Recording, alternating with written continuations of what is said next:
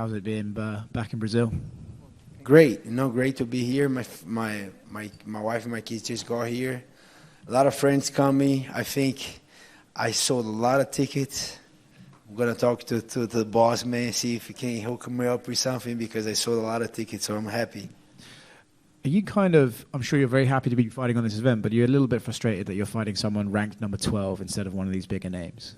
I was frustrated because after the Hamza fight, I went to the office. I had a great meeting with Dana and Hunter, and they said they're going to give me a big fight.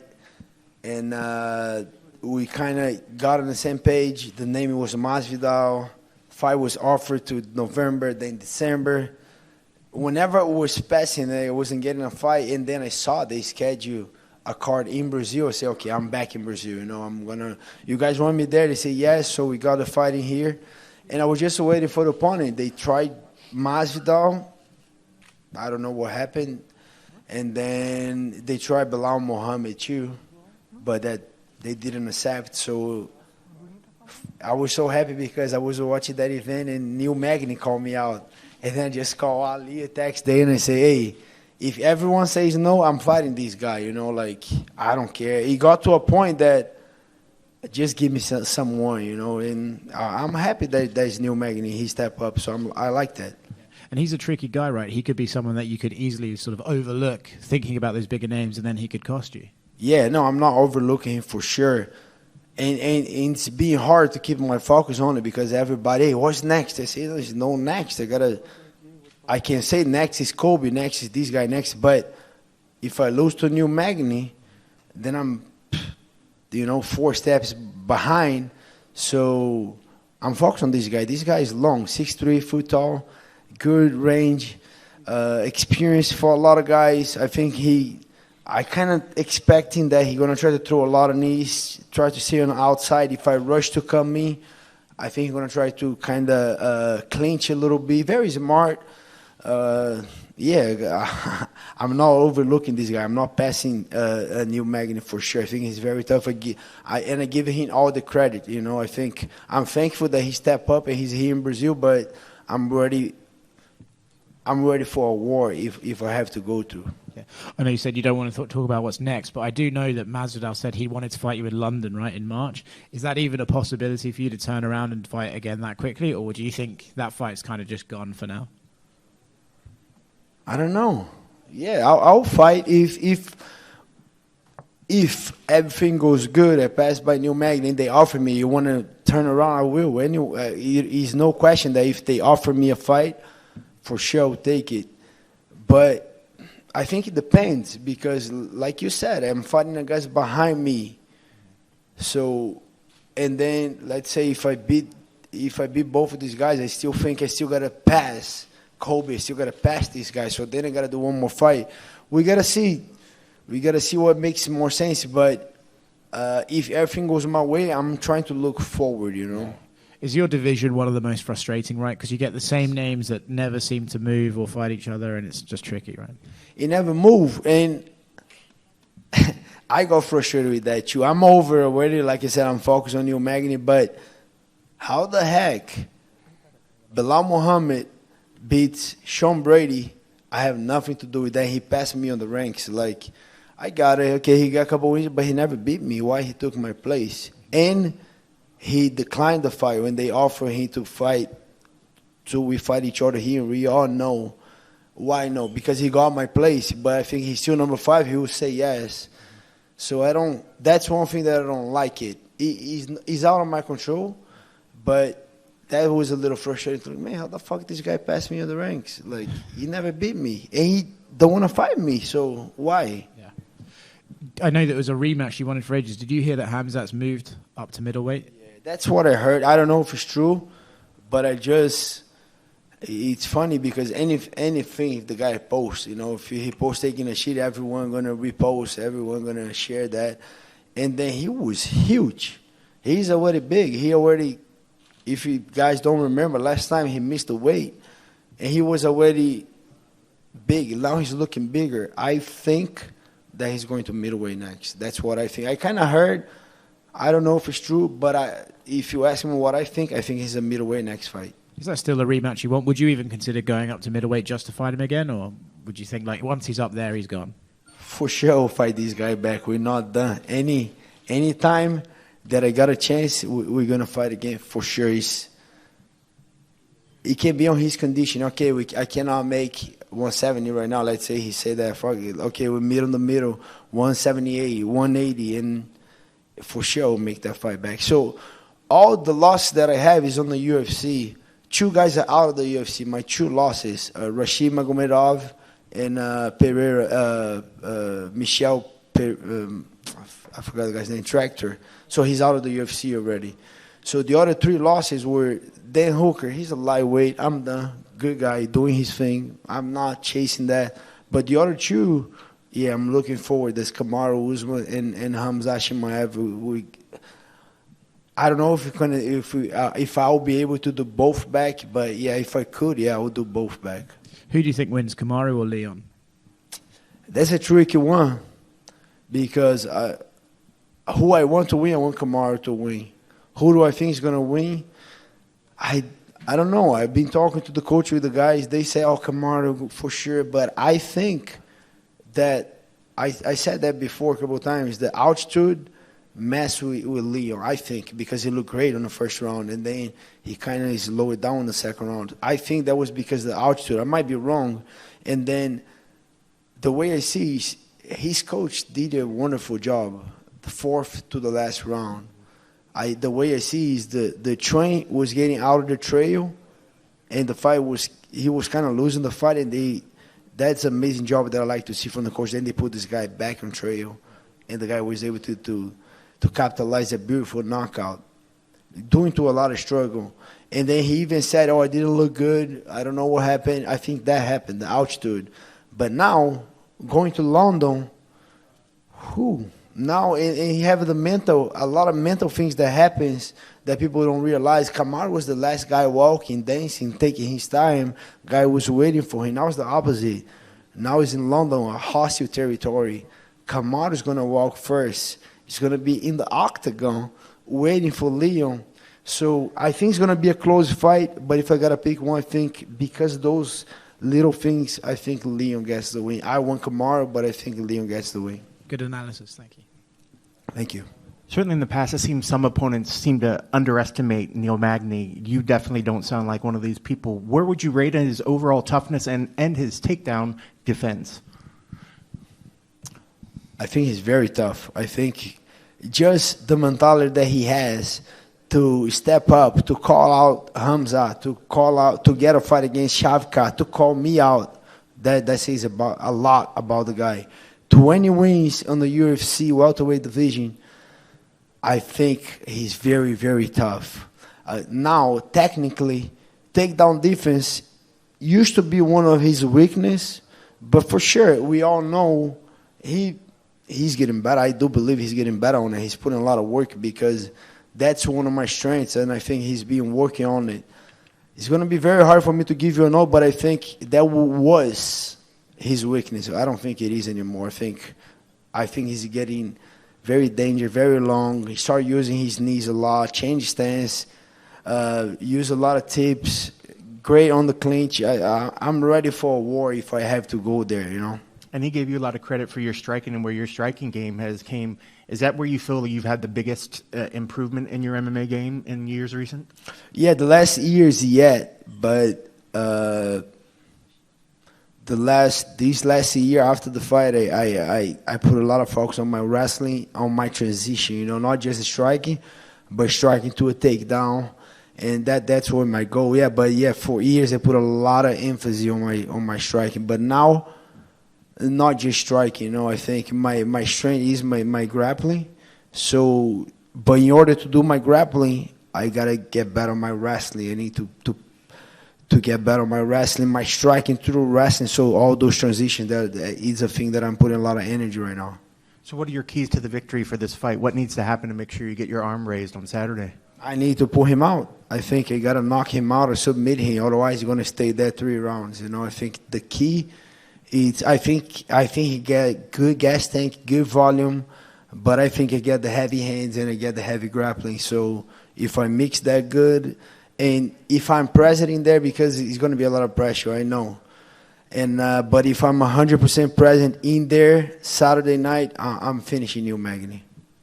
Every time you fought and won in Rio, not only in Rio but in Brazil, you won by stoppage. Was either a knockout or submission. Is that the way you see yourself winning on Saturday? I hope so. That's what I'm looking forward to. I want to get a finish. I think at that stage in my career, just a win, just a decision, a tough fight doesn't get me anywhere. But if I do have a great finish, either a knockout or a submission, I think it says a lot more for who I am, you know. The Magny fought in Rio 3 times, and 2 of those he lost were to Damian Maia and Sergio Moraes, who are also big jiu-jitsu guys. How do you compare your jiu-jitsu to theirs? What do they do better than you? What do you do better than them? I think we all 3 are the highest level jiu-jitsu. You know, Sergio Moraes is a world champion with the gi 2 or 3 times. Damian Maia was world champion with the gi, several belts, not on the black belt, but then he was ADCC champion. I was jiu-jitsu world champion, a black belt, 3rd place in ADCC. We're there, we're on the highest level, and I think for sure Damian has a lot of experience. I think he was one of the best guys that was a pure jiu-jitsu in the UFC. Serginho I think he got a couple of knockouts. He got a little bit better on the striking. Yeah, I think we're all high level in jiu-jitsu. Gilbert, I want to know, you were talking about the fight between Leon Edwards and Kamaru Usman. What was your first thought when you saw the knockout at that last minute in that fight? I was there live. I was there, and it was crazy because I had a red-eye flight back to Florida from Salt Lake. And Ozzy, the UFC guy, he came and said, hey, you're late for your flight. Whenever the fight is over, you got to go. And then I'm like, okay, Kamaru, you want me to go now? I said, no, wait, when the fight is over, you gotta run. And that was just like 2 minutes away. And then I kept looking. And then, I don't know, I kind of fell a little bit because Kamaru should take him down, and he was walking, taking his time, and I was listening to Leo Edwards' coach. He was giving a couple good advice. Kamaru was slowing down, and poof. Do you think he was overconfident? I don't think so. I think 1 minute to go, he was winning. I think he just wanted, I don't know, I think the fight was on, just kind of stayed there for 1 more minute. I don't think he was overconfident. But, yeah, he got caught. And let's say that he cannot fight on London against Leon Edwards. Who should fight for the title? Me. I'll go. And if you can't say Gilbert Burns, who should? No one. Okay. Wait for me. And my last one. You are one of the 3 athletes that are back again in Brazil. You were here in 2020 on the last event, and you are back now. What did you miss the most of fighting in Brazil? I miss my parents at my fights. You know, like since the jiu-jitsu, they always there for me. They always support 100%. And the visa was declined twice. I'm going after that council, but now they're here. You know, they're gonna be at the fights. It's gonna be, yeah. I think that for sure. I miss the crowd, my friends, a lot of friends from jiu-jitsu, friends from high school, from my neighborhood. Like I said, I helped to sold a lot of tickets, so I think the crowd's gonna be insane. I miss the crowd, insane, but number one was my parents in there. That's what I miss the most. Thank you very much. Hola, Gilbert. How you doing? Good. Looking great, by the way. Thank I love you. the drip. I love the clothing. I love the hair. You're oozing confidence, man, and Yes. that comes straight after one of the biggest fights of the year. I wanted to know about your personal energy coming into this year. Yeah, always the best energy. I have a great energy and confident. You know, last year was only one fight. Okay, it was a great fight, but I still lost that fight. But this year, I'm hoping to having a busy year. 3, maybe 4 fights. I don't care. I want to earn that title shot. It depends on who I'm fighting, but maybe 2 or 3 fights I can earn that. But yeah, I'm full of energy, and I want a busy 2023 with a lot of energy. Absolutely. I love the energy, by the way, like I said before. There's this guy named Claudio Puelles, right? He's my guy. Yeah, my guy too. And he was asking me, well, you got to ask Gilbert, if he wins on Saturday, is he finally going to call out Tate? Yes. No, I'm going to beat up Tate maybe Friday when I see him, because he's a nice guy, but everyone that works here, they know he has a big mouth. He don't stop. Like, sometimes you got to get his Mac. That's why. But Tate's a nice guy.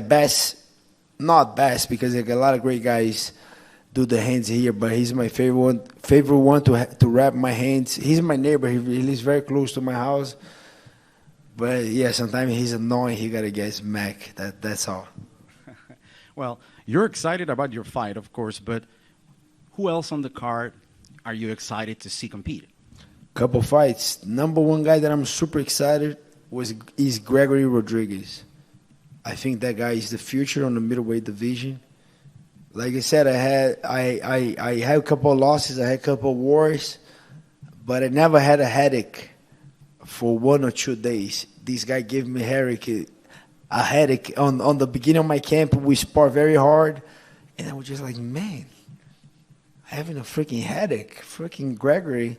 And then I'm not gonna spar with you no more with the big gloves, just small gloves, because then he chews. But I think he's the future in the middleweight division. I think he's gonna do great. I do believe, not just because of my teammate, I think the lifestyle that he has, family guy, Christian, relaxed, trains super hard, his mind is on the right place. I think Gregory is gonna be a monster in that division. Another guy, Malhadinho too, Joilton Almeida. I think the guy is the future. I think a high potential to become a champion. Who else? Figueiredo and Moreno. But by the way, we're done, right? Quadrilogy, not anymore. That's the only one. We don't need that anymore. And Glover, for sure. I love Jamal Hill. Like I said, I love Moreno and Jamal Hill. Both great guys, but Brazil. So for sure, I'm looking forward to Glover fight, Figueiredo, Gregory, and Malhadinho Almeida. That's the fights that I'm looking forward to. Thank you for your time, Gilbert. Best of luck. You're welcome. Thank you.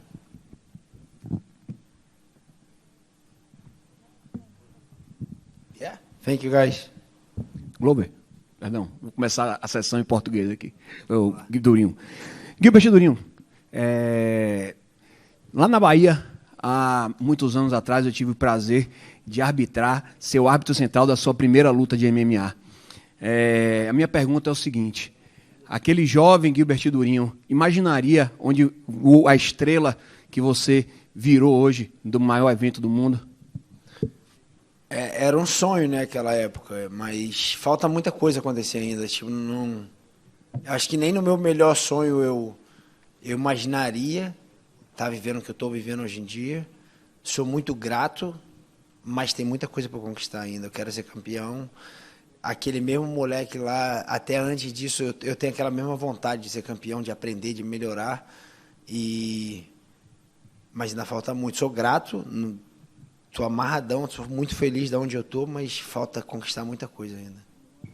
Perdão se você já respondeu essa pergunta em inglês, mas qual o próximo passo? Vencendo o Neil Magny, qual o próximo passo? Quem você mira? Você está ali na cabeça sempre, né? Você sempre está nos tops ali. Então, assim, você deu um passo para trás, até para não ficar parado, porque está todo mundo ali casado. Você não nega a luta, como nunca negou, mas assim, qual é o próximo passo? Você já tem plano já para a próxima luta? Cara, na verdade eu não tenho planos. Não dá para eu já achar que já ganhei. Qual é o próximo? O próximo é o Neil Magny. Então eu tenho que entrar lá sábado. Eu nem sei o que eu vou fazer no domingo, mano. Não tenho nem planos para domingo, segunda, não sei o que eu vou fazer. Eu sei que eu vou fazer sábado. Sábado eu quero ganhar a qualquer custo. Se precisar que seja uma guerra, vai ser uma guerra. Mas eu não sei quem... Lógico que eu tenho um caminho que eu imagino quem que eu vou falar ali, mas não tenho nada certo. Eu quero ganhar do Neil Magny. Depois que eu ganhar, a gente vê ali as opções. Eu devo falar alguma coisa, devo falar o nome de alguém, Mas aí sento com o meu manager, a gente traça uma meta ali, mas não dá para fazer um plano depois do Neil Magny, porque não passou ainda, não aconteceu. Toda vez que eu fiz isso, eu dancei no meio do caminho. Dá para falar, quero isso, quero esse cara, e perco para ele. Então, o plano é ganhar dele, meu irmão. Chegar sábado, arrebentar ele, aí dá aquele alívio, e aqui, tá, esse é o próximo, daí a gente foca nele. Perfeito. Como você falou, você quer alcançar muito e quer mais uma corrida para o cinturão. Hoje você se encontra na sua melhor Gilbert Durinho de todos os tempos. Você acha que você hoje, tecnicamente, fisicamente, é a melhor versão sua? Acho que sim, mas acho que ainda dá para melhorar. Acho que essa luta vai ser mais um teste, vai ser mais uma evolução que vai me trazer para um nível maior ainda. Eu acho que a cada luta eu venho evoluindo, eu venho melhorando. Coração, a galera sabe que eu tenho, então agora é melhorar a técnica, melhorar a inteligência de luta, eu venho focando muito nisso. E o principal é o mental, é estar presente lá na hora. Que aqui eu estou presente, estou falando para vocês, estou amarradão de estar aqui, mas eu tenho que estar nessa presença na hora da luta, tipo, sem distração, focado. Se eu entrar lá focado, 100%, sem distração, eu vou acabar com essa luta. Você é um cara que não tem papo nas línguas, você fala mesmo o que pensa. Assim, a mudança de cinturão, agora com o Leon Edwards, você acha que é um adversário mais viável para você? É uma disputa mais viável para você? O jogo em relação a casamento de jogo, o Leon Edwards? Cara, eu acho que ele é duro pra caramba também. Eu acho que é outro... Eu sou mais baixinho na categoria ali. É outro alto técnico pra caramba em pé. Tem um bom jiu-jitsu, tem uma boa defesa de queda, tem gás.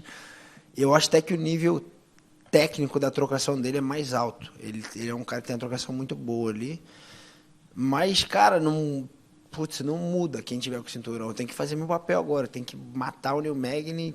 Se tiver que fazer mais uma ou duas, matar esses caras pra conquistar uma disputa de cinturão. Eu não quero ter que ligar pro Dana e pedir, por favor, me dá uma disputa, ou ficar implorando. Não tem essa. Eu quero conquistar essa parada. Então, se eu tiver que fazer 2, 3, eu vou fazer. E quem tiver com o cinturão na hora, se for o Camara, se for o Leon, é esse cara que eu vou lutar. E, tipo, não tem nem escolha, meu irmão. Quem tiver com o cinturão é que eu quero lutar, e quem dizer que sim, eu vou lutar. Então, é simples para mim. É ganhar a próxima luta, e ganhar a próxima, uma hora o cinturão vai vir. Então, eu tenho que... É simples, não é fácil. É continuar ganhando e focado ali, que eu acho que é o objetivo. Eu quero trazer esse cinturão. Perfeito. Para encerrar, falando da luta de sábado, você é um especialista no solo, apesar de virar um striker de excelência também, melhorou bastante. Porém, o Neil Magny já mostrou que é deficiência quando pega um especialista de solo. Já foi finalizado por algumas vezes, inclusive pelo Rafael. E você é um cara campeão mundial. Esse é o jogo, você vai aceitar a trocação, é um cara grande para a categoria, como você mesmo disse, apesar que você já está enfrentando, trocando com caras maiores que vocês, mas você acha que esse é o caminho, é levar essa luta para a sua área? Eu acho que esse é o caminho. Eu acho que vai ter um pouco de trocação ali antes. Cara, se eu ficar muito confortável, se eu ver que está muito tranquilo na trocação, eu posso até ficar lá um pouquinho, mas se eu ver que, meu irmão, o que eu acho, que eu vou ver ele levantando o joelho, se mexendo pra caramba ali, tá longe, tá difícil de achar, tá catimbento, vai ter jiu-jitsu pra caramba. Então depende muito do grau de dificuldade. Se eu ver que dá pra acertar uma mão, eu vou esperar ali pra tentar acertar uma mão pesada nele ali, limpa, que acho que isso eu também tenho chance de terminar com a luta, achando a mão limpa ali. Mas se eu ver que tá difícil, tá chato, que eu espero ele chato, assim, não deixando eu achar distância, chutando, levantando o joelho, movimentando muito, se eu ver que tá chato, meu irmão, vai ser jiu-jitsu. Não tem nem... Não vou nem pensar muito. Perfeito, obrigado. Durinho, valeu. Aqui só para... você falou sobre a questão do foco, né, de não perder o foco. E no início você citou a questão dos ingressos, que vai ter um público ali para torcer para você. Como realmente deixar essa questão emocional ali dos amigos, familiares que estarão torcendo para você de lado quando a grade ali do octógono se fechar? Então, primeiro eu estou fazendo um trabalho psicológico muito forte. A psicóloga vai estar aí, primeiro evento que ela vai vir, Luciana Castelo Branco, a gente faz um trabalho psicologia esportiva muito forte, tá me ajudando bastante, estou evoluindo muito nisso. E, cara, o que eu vejo, a linha que eu estou levando eu sou privilegiado de ter o UFC na minha cidade. Eu sou de Niterói, mas é aqui do lado, então é minha cidade, estou em casa. Tipo, eu fico pensando, tipo, o Davidson Figueiredo, que é lá do Belém, vai ser difícil o UFC ir para a cidade dele. O Glover, lá de Sobralha, vai ser difícil o UFC ir para lá. E para Manaus, para outras cidades, assim, vai ser difícil. E eu tenho o privilégio de estar lutando em casa, de ter meus pais, familiares, amigos. Então, eu vejo isso como um privilégio. Então, já está dando certo, sabe? Já está positivo, já está dando certo. Já vou estar em casa, tô num card irado, então tô amarradão, tipo, tô feliz de estar lutando em casa, tô feliz que eles vão estar lá torcendo a mim, que eu tenho esse privilégio. Então, eu vejo por esse lado, eu não vejo de um lado, caraca, vai estar todo mundo lá. Não, pelo contrário, que maneiro que vai estar todo mundo lá, mas não muda. Eu tenho que entrar lá focado para acabar com a luta, não muda. Se eles estão lá, se eles não estão, já lutei no Apex lá vazio, já lutei em Brasília vazio, já lutei, a minha última luta foi em Jacksonville lá contra o Shimaev, estava lotado, não dava para ouvir nada, uma loucura. Dei meu máximo, então é isso. Chega lá sabadão, como eu falei, eu estando presente, eu estando focado, meu irmão, difícil de qualquer um da categoria me ganhar. Valeu. Durinho, cara, eu nunca te vi assim como o cara disse, realmente você está reluzente, está iluminado. Queria que você descrevesse esse teu novo visual, com as joias, com o macaquinho e a cabeleira. Cara, foi natural o que aconteceu. Na verdade, meus 2 filhos, eles estão aqui, chegaram hoje. Eles deixaram o cabelo crescer e eu achei que tá maneiro pra caraca o cabelo deles. E eu cheguei pro Josh e falei, pô, Josh, você não vai cortar o cabelo não, né? Seu cabelo tá irado.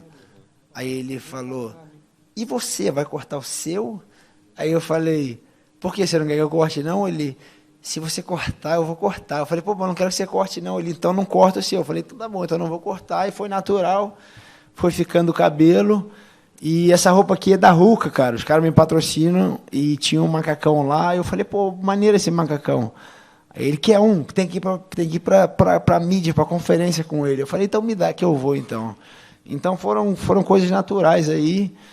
E tô me sentindo bem, cara. Tô em casa. Eu acho que tipo, tem que estar em paz, tem que estar feliz. Se eu estiver feliz, eu vou lutar bem. Então, é isso. Tô feliz, estou em casa, a família está aqui, me sentindo bem. Estilinho novo aí, vamos ver se eu mantenho. Eu acho que eu vou manter, estou gostando também. E é isso, tipo, feliz, me sentindo bem para lutar bem.